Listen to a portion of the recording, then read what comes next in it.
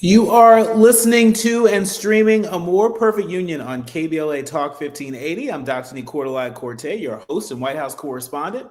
I'm in touch until you be in touch. Follow me on all the social media platforms at Dr. Nii-Quartelai. All you got to do is type in Dr. Nii-Q, DRNIIQ, and there I am, fresh for you to follow. Also, be sure to download the KBLA app to listen to us live or on demand, or you can just tell Alexa to play KBLA Talk 1580, and there we are for your listening pleasure. Last but not least, subscribe to A More Perfect Union podcast. That way you will never, ever, ever miss an episode. Now, listen, there is a lot that is happening in these DC streets, and we want to make sure that y'all are staying in the know, that you all are taking advantage of every opportunity to tap in. And so mark your calendars for Monday, September 1st. I can hardly believe September is upon us. Monday, September 1st at 10 a.m. on the corner of 14th Street and U Street Northwest, Washington, D.C. is the DC Freedom Run. All faces, all paces, 4.5 miles, plus there's a 2.5 mile route. The DC Freedom Run is a protest against President Trump's fascist takeover of the district. That's what they say. Think of DC Bike Party, but on foot. Runners, walkers, movers with shirts and signs, everybody in the spirit of taking back our streets. You can bring your friends, bring signs, bring the kids and dogs are allowed. Again, it's the DC Freedom Run. It's taking place Monday, September 1st on the corner of 14th and U Street Northwest. It is a protest with a purpose. And so for more information, go ahead and go to DC Freedom Run on Instagram, and you can get all the information there. All right. Now it's time for your national news roundup. It's time for you to decide the good, bad, and ugly headlines of the day. Just yesterday, we shared with you the heartbreaking reports of the mass shooting in Minneapolis, Minnesota. Well, today, the Associated Press is reporting that police say that Minneapolis church shooter was filled with hatred and admired mass killers. The shooter who killed two Catholic school students and wounded more than a dozen youngsters sitting in the pews of a Minneapolis church once attended the same school and was obsessed with the idea of killing children. That's what local authorities are saying. The shooter, identified as 23-year-old Robin Westman, fired 116 rifle rounds through stained glass windows while the children celebrated Mass. While they celebrated Mass during the first week of classes at the Annunciation Catholic School. Acting U.S. Attorney Joe Thompson said that videos and writings that the shooter left behind show that the shooter, quotes, expressed hate towards almost every group imaginable. The only group Westman did not hate was mass murderers. That's what acting U.S. Attorney Joe Thompson said. He went on to say, in short, the shooter appeared to hate all of us. In other news, Gavin Newsom is not mincing words at all. The USA Today is reporting that California Governor Gavin Newsom says that he thinks that President Trump will seek to remain in office beyond his constitutional term in 2028 and use federal agents to try and rig future elections in his and Republicans, the favor of his Republican supporters. Newsom, who has also acknowledged that he might run for president in 2028, has become one of the Democrats' most forceful and visible critics of Trump. He gave what appeared to be the most extensive and full-throated warnings about the current president and the state of American democracy in a 48-minute interview just yesterday at Politico's The California Agenda Sacramento Summit. The U.S. is on the precipice of tipping into authoritarianism. That's what Governor Newsom said. And he said that because of actions taken by President Trump, including using federal immigration agents as, quote, the largest private police force in history for his own political benefit, repeatedly using the audience to wake up, urging the audience to wake up. Newsom said that the rule of law in America is, quotes, being replaced by the rule of Don, and warned that Trump and his administration will send federal agents to polling places and voting booths across the country in upcoming elections. Governor Newsom also said that he thinks that Trump wants to stay in office and question whether there would be future Democratic elections at all. It is quite serious that a sitting governor would go on the record and explicitly say these things. We're now at the point where speak the quiet part out loud or go home. And it looks like Governor Newsom has chosen to say the quiet part out loud. In other news, the U.S. Air Force is to grant military honors to Capitol rioter fatally shot on January 6th. I saw this story. I could hardly believe what I was reading. As somebody who was in Washington, D.C. on January 6th, who had visited the Capitol, who had witnessed the insurrectionist in action, I winced when I read this headline. The U.S. Air Force will provide military funeral honors to Ashley Babbitt, the rioter fatally shot during the January 6th Capitol attack, marking another step in President Trump's aggressive rehabilitation of the attack. The Guardian is reporting that the Undersecretary of the Air Force, Matthew Lemire, confirmed the decision in an August letter to Babbitt's family. The Biden administration previously denied Babbitt the honor, but Lemire said that he was, quote, persuaded that the previous determination was incorrect after reviewing new information about her death. Babbitt was 35 years old, served in the Air Force and Air National Guard, and was shot by Capitol Hill police as she climbed through a barricaded door near the House chamber in the mass frenzy to overthrow the results of the 2020 election. Now, the Air Force had originally refused honors in February 2021, according to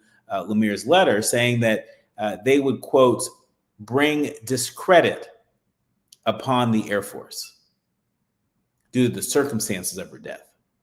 She was the only person killed by gunfire during the riot. This announcement made public today by conservative legal group Judicial Watch follows a nearly $5 million wrongful death settlement that the government paid Babbitt's family in July. Trump has systematically worked to reframe January 6th since returning to office. And you might remember that on his first day back, he pardoned approximately 1,500 defendants connected to the riots, calling their prosecutions, quote, a grave national injustice. The pardons covered nearly all those jailed or awaiting trial, including extremist group leaders sentenced for seditious conspiracy. Finally, in international news, Rwanda accepts 7 people from the U.S. as a part of a deportation deal. Can you imagine being deported, let alone wrongfully deported, to a country that's not even your own? Well, 7 people have arrived in Rwanda as a part of a deal to accept deportees from the U.S. That's according to the Rwandan government. The Trump administration has been negotiating arrangements to send people to third countries, including South Sudan and the country formerly known as Swaziland, as a part of a wider deportation drive. Officials offered no information on the nationalities of the 7 deportees, but Rwanda said on August 5th that it would accept up to 250 people from the U.S. and that it would have, quotes, the ability to approve each individual's proposed for resettlement.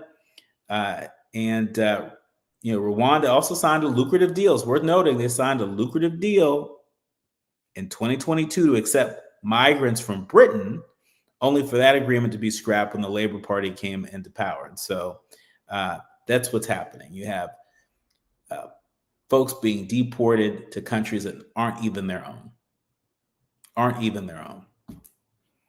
When we come forward, we're switching gears. I am looking forward to being in conversation with Patrick Young. Patrick Young, he is a nationally recognized leader in workforce development and economic empowerment and community innovation. You might remember that he's the founder and CEO of For Social Peace. It's the nation's first digital community violence intervention organization. They are pioneering efforts across social media and gaming, the metaverse, and they are really punching above their weight class to reduce online harm and create safer digital spaces. He is a change maker on the front lines. Make no mistake about it. Patrick Young, when we come forward, you are listening to and streaming A More Perfect Union on KBLA Talk 1580. You're listening to A More Perfect Union on KBLA Talk 1580. We've got a lot to talk about. Downy Rinse and Refresh. Break up with stinky clothes. Rinse it out. Every now and then I get a little bit tired of the stinks that just will never come out. Pour Downy in the rinse straight. Every now and then I rinse it out. One wash and it delivers. One wash, it smells so clean. Downy Rinse and Refresh, it's a dream. Downy Rinse and Refresh. Fights odor in just one wash. Guaranteed. I can't believe how spotless my floors look after using the Swiffer Power Mop. No more dragging around a heavy mop and messy bucket. Now I get the same deep clean without all the work. Thanks to the powerful solution and scrubbing pad of the Swiffer Power Mop, dirt and grime don't stand a chance, and I don't break a sweat. Mic drop. Mop drop. Swiffer Power Mop. Swiffer Power Mop. A smarter way to mop. Try it or your money back. KBLA Talk 1580. We've got a lot to talk about. KBLA Talk 1580 is committed to self-care and community well-being. Walk Good LA was formed in June 2020, inspired by the Black Lives Matter movement and the beginning stages of the COVID-19 pandemic. What began as a few minutes of breath work and yoga meditation before protests against police brutality turned into a safe space for the community to heal in hard times. The immensely positive response from the community transformed the momentum into a movement. Today, Walk Good LA is a Black and Brown-led community wellness organization based in Los Angeles. They provide spaces for healing through community yoga classes, guided meditations, hikes, run clubs, and other activations throughout Los Angeles that attract hundreds of members weekly. With the help of Propel and Michael B. Jordan, they now have a yoga and wellness studio in Los Angeles called the Walk Good Yard. To join their mailing list and connect with healing spaces, please visit walkgoodla.org. That's walkgoodla.org. Or find them on Instagram at walkgoodla. This is a community call to action, a community call to healing from KBLA Talk 1580. Hey there, Los Angeles. This is James Lucky Jr., publisher and editor of Los Angeles News Observer.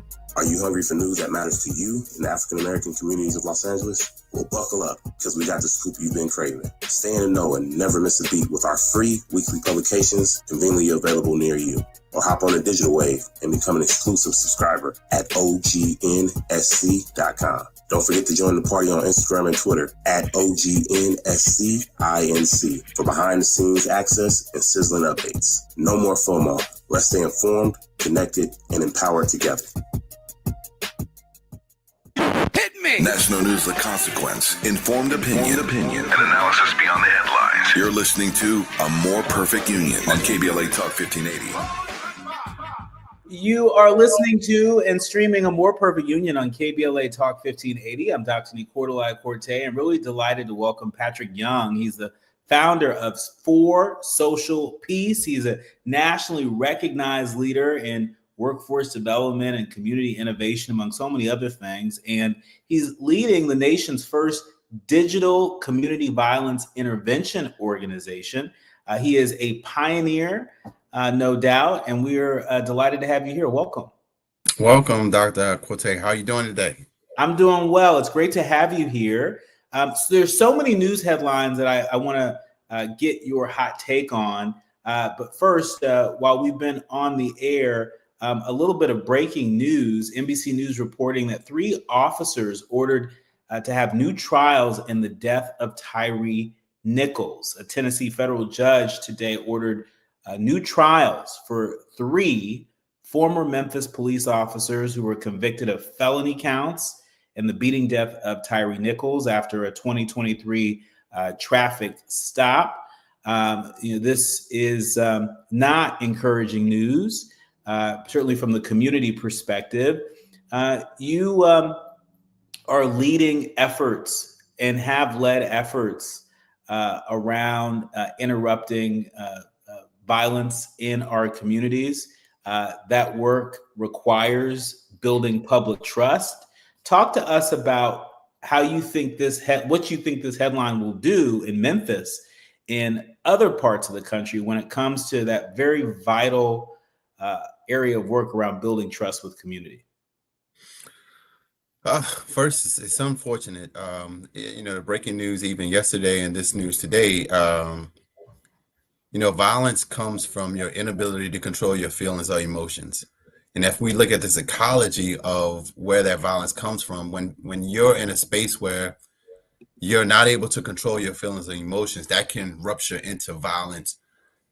And so these conversations, you begin to see that those feelings are now going to outpour. And if people don't care about your feelings or what you're thinking, they're not taking you in consideration. Again, it's a recipe for disaster. And, I expect that they may have some violent outbursts behind it because it's a sensitive subject. And when we think the emotional distrust, all the raw feelings, all the raw emotions, it begins to weigh in. And it's something that we have to consider. Like these conversations, these decisions that we're making, you can't just make it and say, oh, people will be okay, they'll get over it. These emotions are going to turn into some real outbursts that unfortunately, the same way that we saw the tragedy with the school shooting, those emotions and feelings turned into something tragic. Yeah. I mean, to say the least. And so, so talk to us about how headlines like this have really fueled some of the work that you've been leading. You are founder and CEO of For Social Peace. As I mentioned before, it's the nation's first digital community violence intervention organization. It's not lost on me, and I'm sure a lot of our leaders, learners, and listeners, that the current president might want to learn a thing or two about your organization and the value add in terms of building public trust and other things, because right now there's a narrative afoot from 1600 Pennsylvania Avenue and beyond that suggests that programs like yours don't work, and that what we really need are just more officers on the street. Law enforcement needs more muscle. What's your reaction to that? I think that we can look at the science and really just pay attention to it. I like to compare, every August we celebrate. I'm from New Orleans. And so even in the celebration of Hurricane Katrina, we look at there's a hurricane season. We know that as hurricanes come and form, the pattern of destruction that can follow, you can track it, you can follow it. There's science behind it. You see it. It's a very real thing. And so now when we look at August has turned not only to hurricane season, a football season, it's return back to school shooting season, where we can see a pattern that develops every school year of shootings that take place. And if we can predict that these shootings are going to happen, then we can prevent it. What was tragic about this is that not only were these two students praying in a church to show that the church isn't safe, there was a digital footprint online before it happened offline. And so the young man left a manifesto saying he's going to do all these extremist things, and there was no intervention. The school shooting previously in Texas and Uvalde school shooting, the guy left a manifesto on Facebook. The shooting in Buffalo, New York, there was a digital footprint on Twitch. And so now what we're seeing is that there is a pattern of behavior where people go online, express their thoughts, and execute it offline. And if we can intervene and prevent it online, then we can stop it from happening offline. To say that it's not an effective model and it's not needed, then why do we need X? Why do we need social media content? Why does the president go online to express his thoughts? Because again, his feelings and his emotions, they're going to carry weight, and somebody's going to execute those thoughts out in public. And so for me, I was a director of gun violence prevention in the city of New Orleans. And what I found in that a lot of the shootings that was taking place at the time, it started on social media. It started on digital platforms. And what we had was this on-site thing. So I saw you online, you talk all this stuff. And then when I see you offline, it's go time. What I found is that there was no barriers. And one of the best examples I like to give is if you go to a park right now, any park, any city, swing, slides, there are going to be parents who are watching their kids play and be safe. And the hope is that there's no white van that's going to come and take their kids.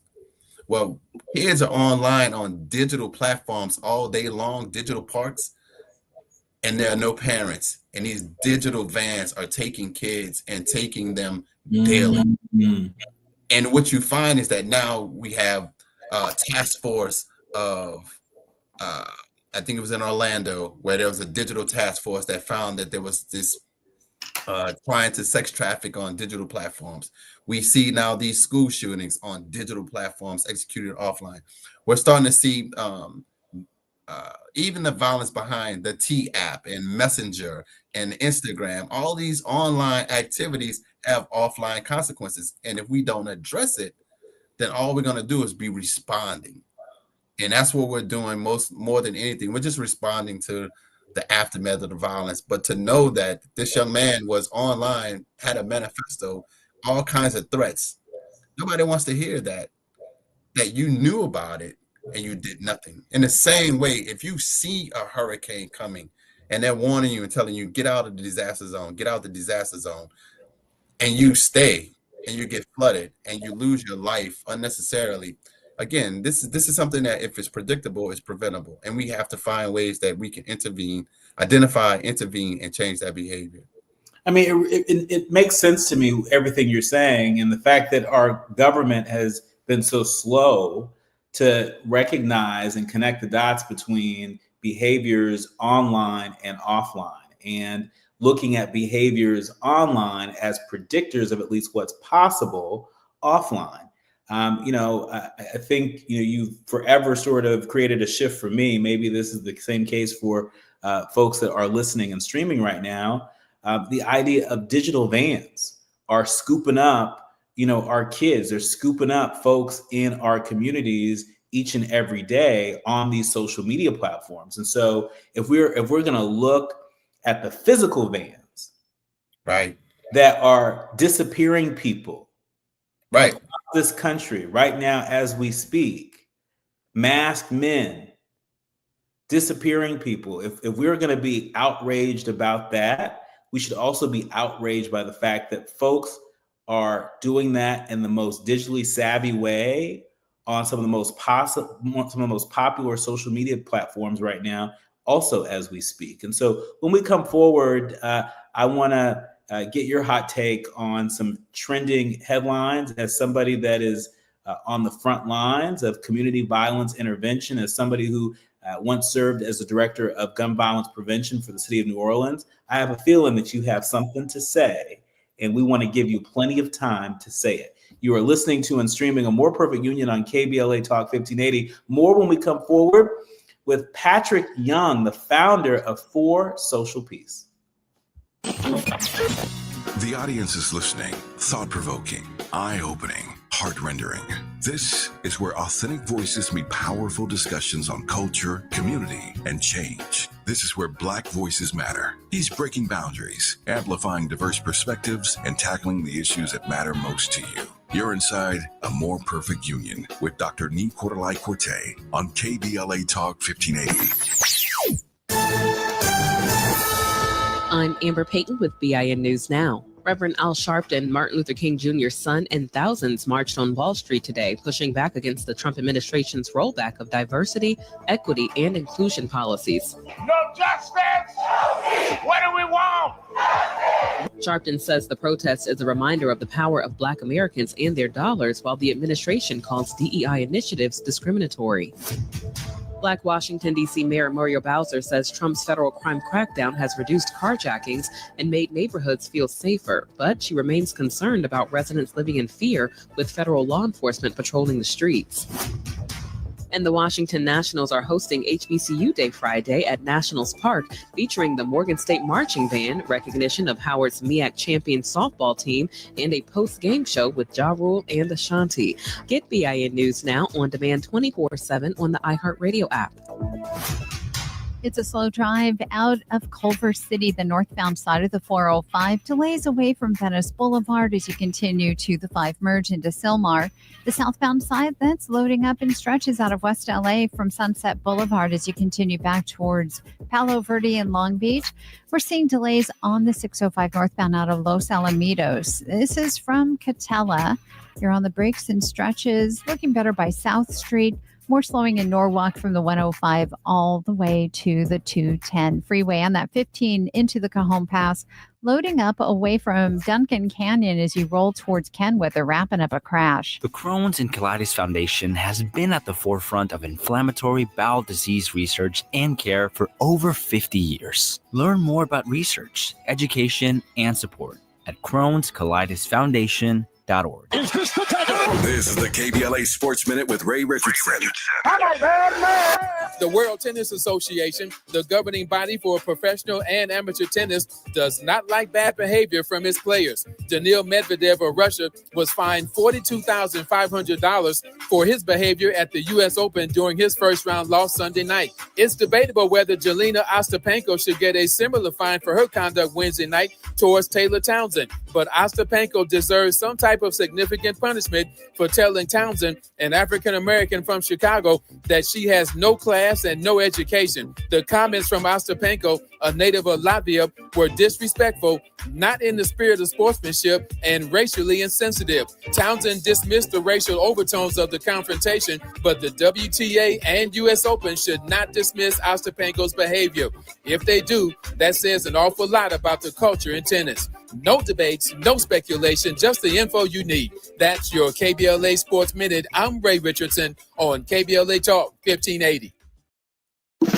Are you ready to be a part of the conversation that will help shape our nation's future? Get ready to join us for the Left Coast Forum, Saturday, October 25th at LA Trade Tech, where progressive voices will come together to tackle the issues that matter most to working families across Los Angeles and beyond. From economic justice to climate action, from healthcare to housing, we're bringing together the brightest minds and most passionate advocates for real solutions and real change. With workshops, 2 major keynote addresses, and a closing reception with great music and good food. It's the Left Coast Forum, where your voice matters and your ideas take action. Saturday, October 25th at LA Trade Tech. Brought to you by KBLA Talk 1580 and the LA Progressive. The future won't wait, and neither should you. Mark your calendar now to be there and be heard. Stay tuned to KBLA Talk 1580 for more details. Hi, I'm LA City Councilmember Curran Price, inviting you to the 30th anniversary of the Central Avenue Jazz Festival, Saturday, September the 20th, from 11 a.m. to 7 p.m.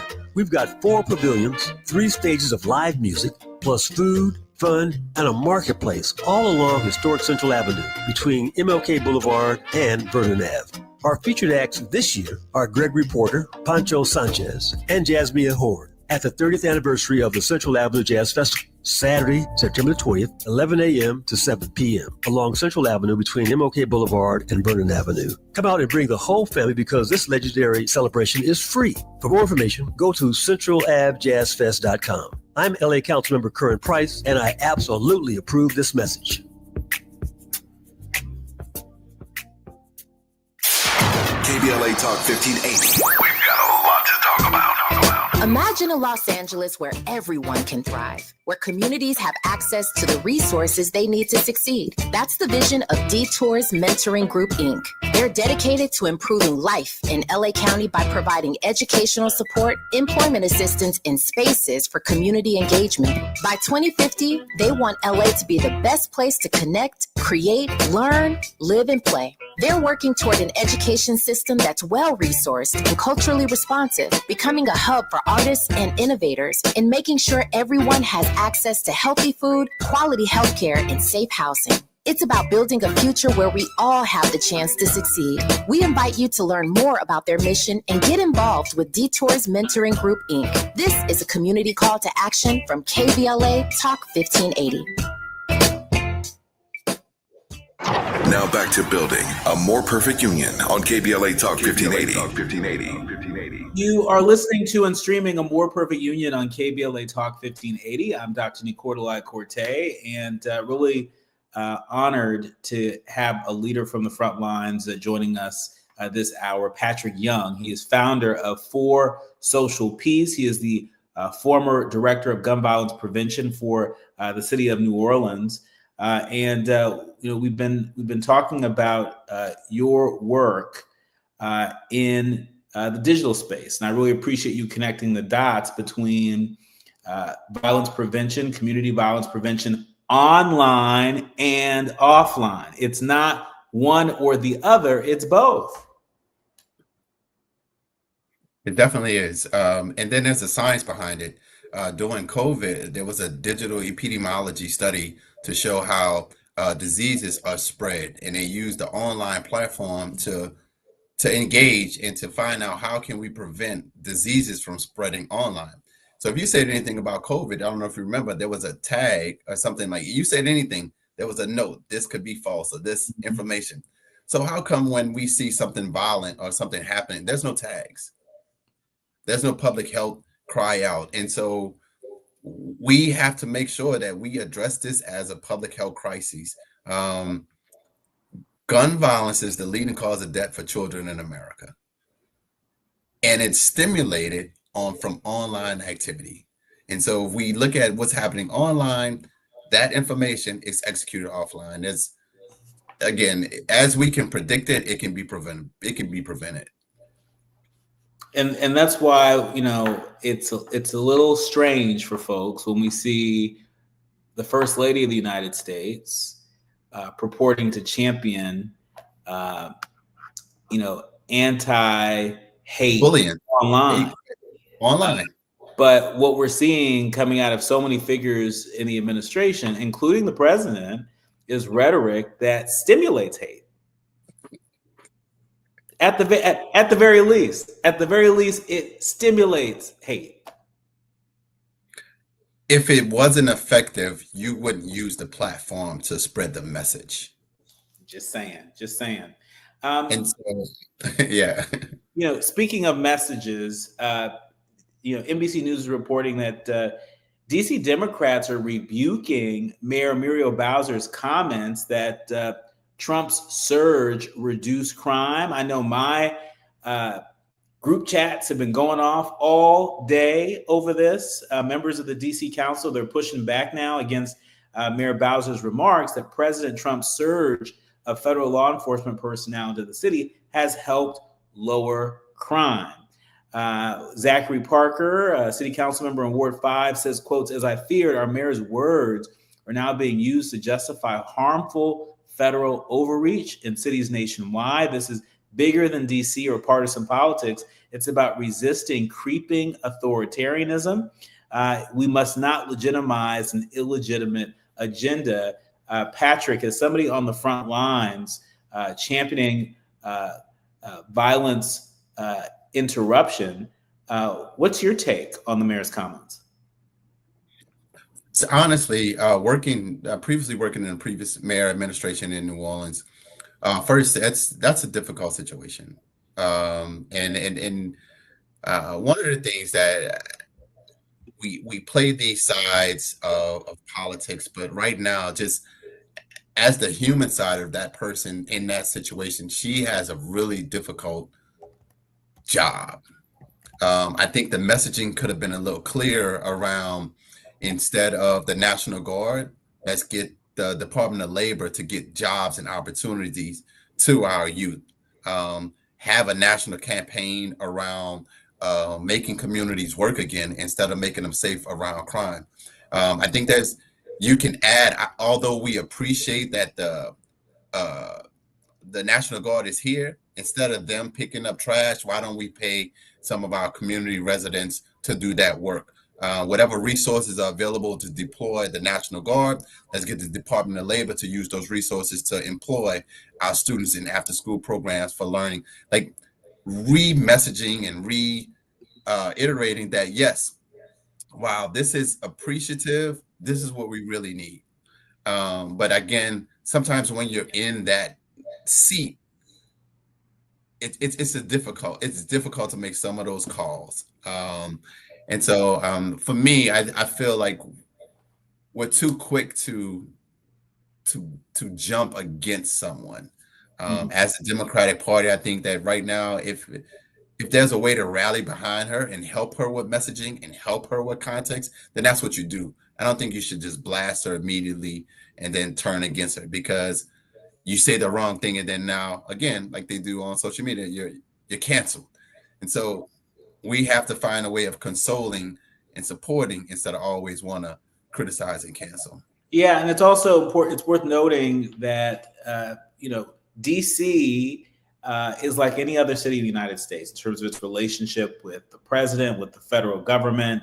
DC depends on Congress for its budget. And by the way, DC still hasn't had its budget approved by Congress. And so you better believe every single word that this mayor puts out in any public statement is being scrutinized. Now, there are some people out there who say, you know what, they're probably going to slip a Mickey into the budget anyway. And so, you might as well sort of stand on business. It is a tricky position to be in nonetheless. Definitely. What I would have liked to have seen was other mayors come and rally behind and support her. If there are other mayors of other cities to support the language, the strategy, to really show that there's a unification around, hey, listen, before the president's intervention, we saw a reduction in crime like you see in Baltimore, like you see in Chicago. Even in New Orleans, we've seen a reduction in violence of almost 30%. How do you rally behind and show that, hey, this is what appreciate that you decided to help, but the help and what we need is not in enforcement, but in employment opportunities. And just putting it out there. I think that's a good way of acknowledging, but also showing that you really do need. I don't think we should have this kiss the ring attitude at all. Yeah. Well, we're all going to continue to watch that story as it develops. But back to some of your work on the front lines.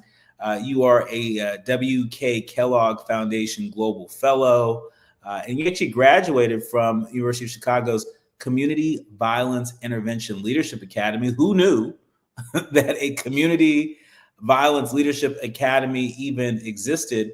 What are we missing in the press? There are a lot of headlines that are swirling around public safety, around law enforcement, that has more of a guardian mentality versus a gladiator mentality? What are we missing in the media in terms of the conversation around community violence interruption?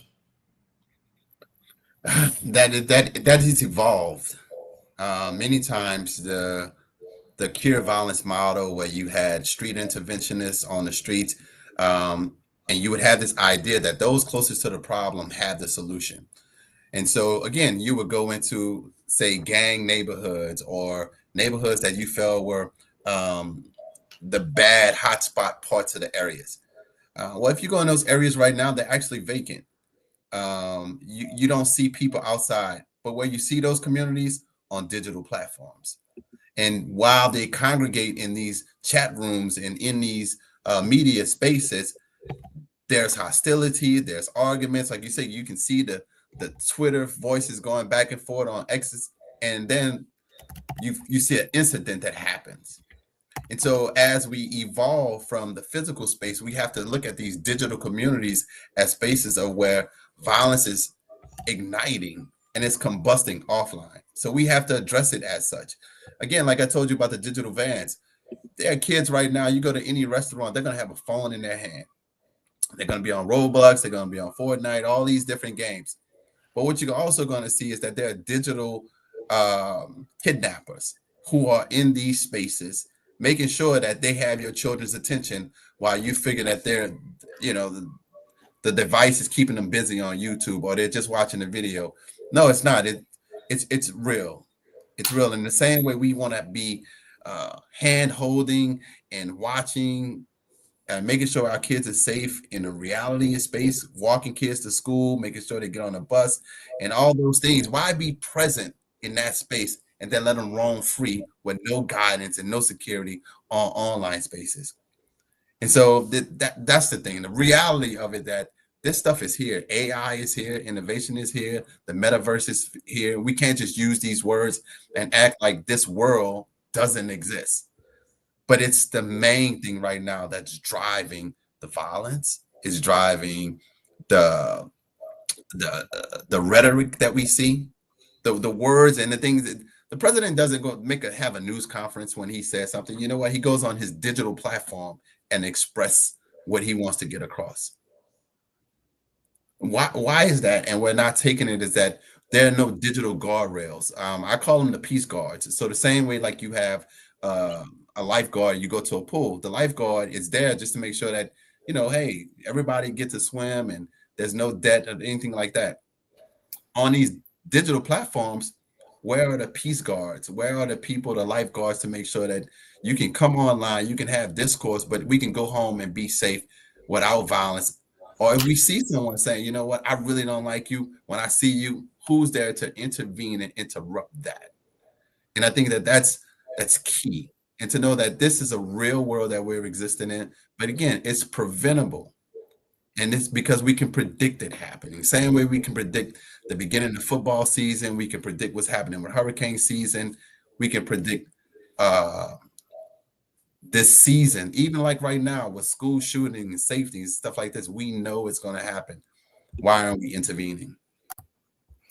I mean, that is so much very relevant food for thought. In our remaining minutes, just as you were saying that, I'm thinking about some of the headlines I've seen recently about some of the big industry leaders, the big social media companies that have been slowly disbanding their trust and safety teams.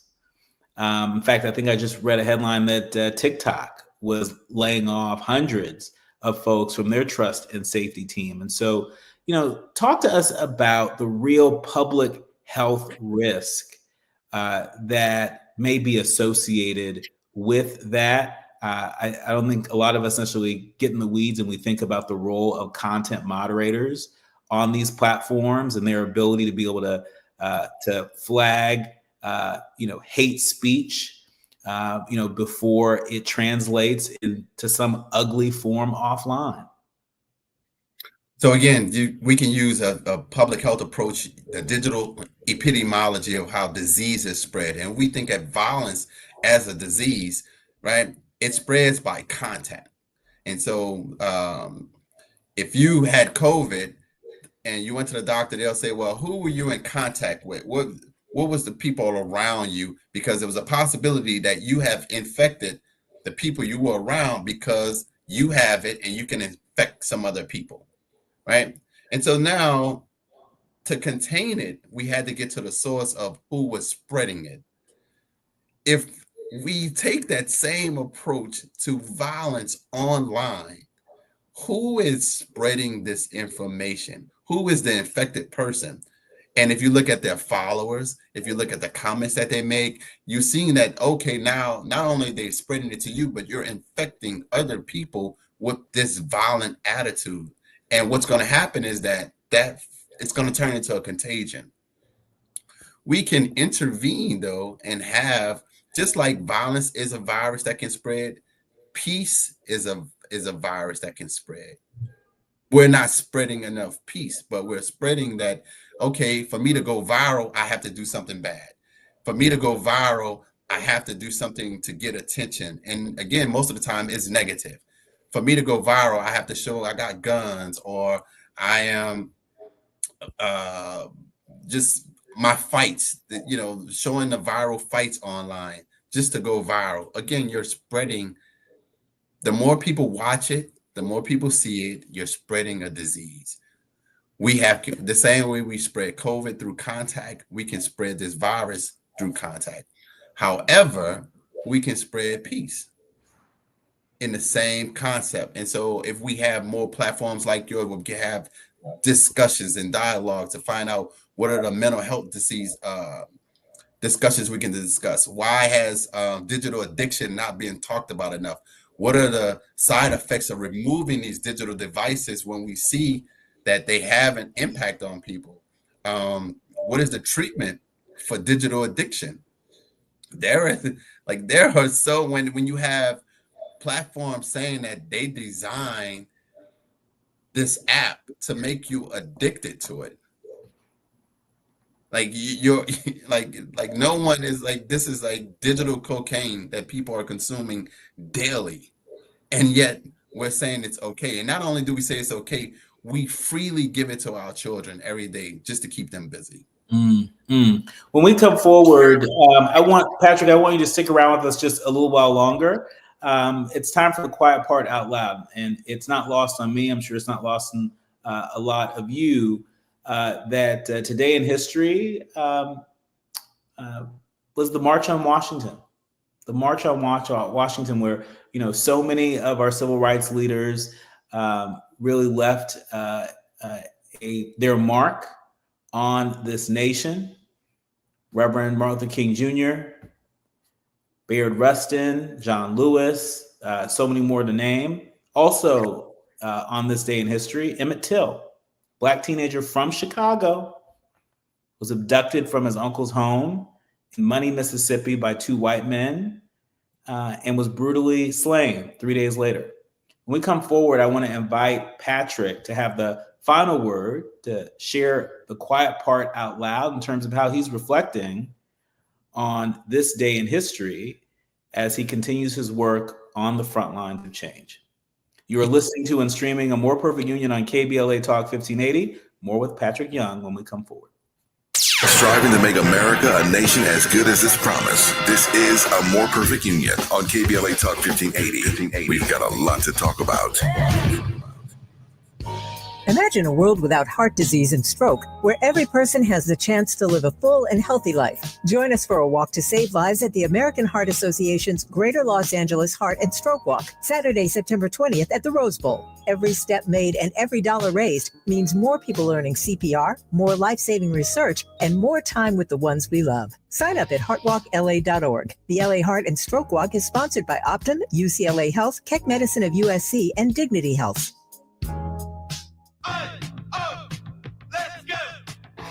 You're still glowing, flirting, grooving. You still got it. But your immune system weakens as you age, making it harder to fight flu, pneumococcal pneumonia, RSV, and COVID-19. Vaccines are a key part of any health routine and help strengthen your immune response. Ask your doctor or pharmacist which vaccines you need. Schedule in minutes at vaxassist.com. Sponsored by Pfizer.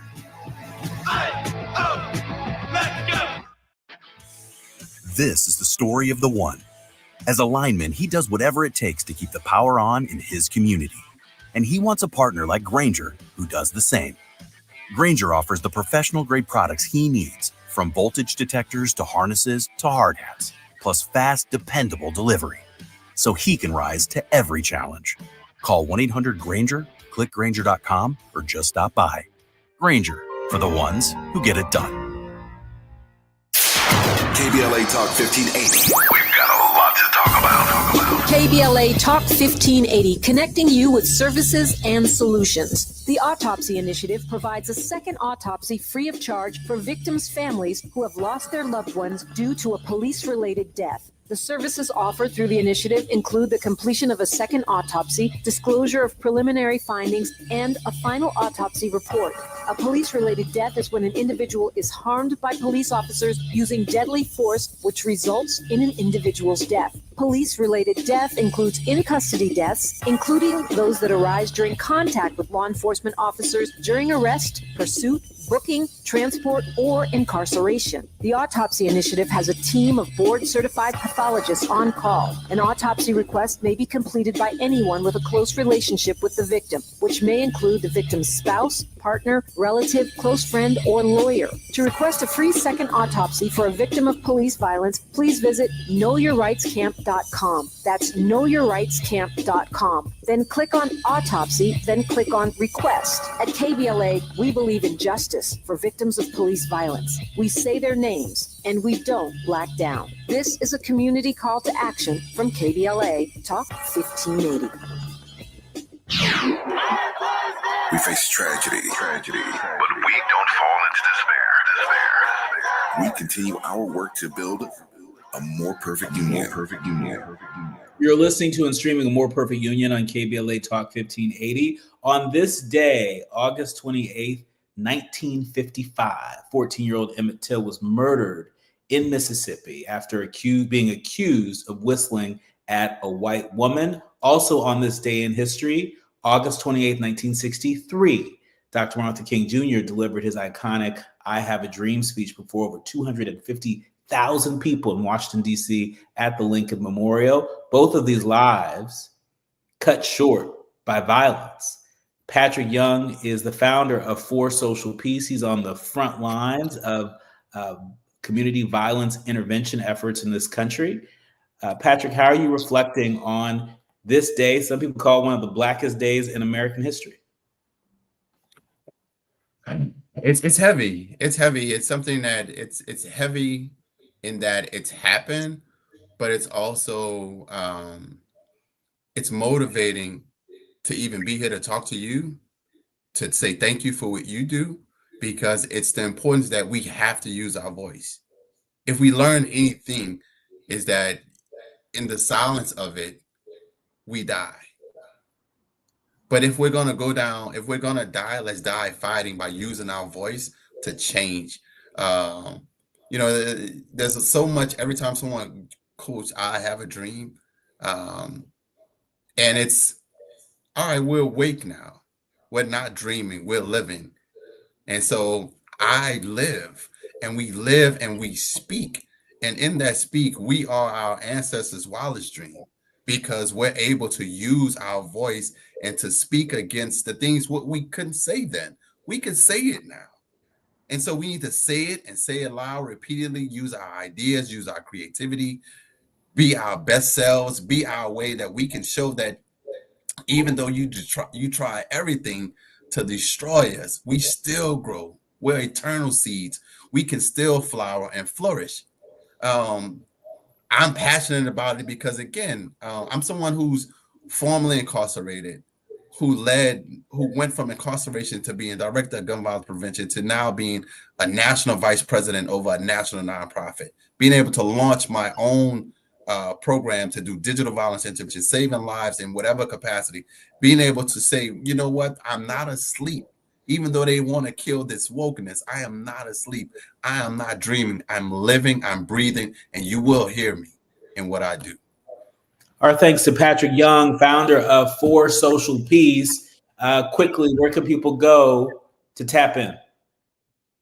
Man, forsocialpeace.org on all channels, whether it's on Instagram or you can go to our website, or you can follow me at Raise Your Bar. Our thanks, Instagram. Yeah. our thanks to Patrick Young, founder of For Social Peace. Brother, you keep doing what you're doing and keep coming back to give us definitely here on A More Perfect Definitely. Union. There's a lot of stuff we didn't touch on, but man, I'm always here, a fan of the work, a fan of this. But man, I encourage you, brother, keep doing what you're doing. We need you in this space. We appreciate you in this space, and thank you for having me. Thank you. You've been listening to and streaming A More Perfect Union on KBLA Talk 1580. More in our second hour when we come forward. KBLA 1580 Santa Monica. I'm Amber Payton with BIN News Now. Black Washington, D.C. Mayor Muriel Bowser says President Trump's federal law enforcement surge has lowered crime, but argues it's not. What we think just a couple of weeks of experience has worked. Bowser confirmed she spoke with Trump, but did not share details. A New York judge has